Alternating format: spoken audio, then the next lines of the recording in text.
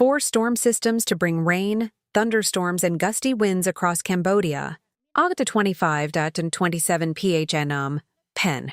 August 25, 2026. Cambodia is expected to experience the combined influence of 4 storm systems from August 25 to 27, prompting authorities to urge the public to remain vigilant, particularly in coastal areas. The weather systems include storm number 18, Saudal, storm number 19, Nangka Nara, storm number 20, Chan Hom Ganari, and storm number 21, Atsani, which are expected to contribute to unsettled weather conditions across the country. According to the forecast, lowland areas will see temperatures ranging from 25 degrees C to 36 degrees C, with rain, thunderstorms, lightning, and gusty winds expected across approximately 30% of the area. In highland areas, temperatures are forecast to range between 24 degrees and 35 degrees, with rain, thunderstorms, lightning, and gusty winds affecting around 40% of the area.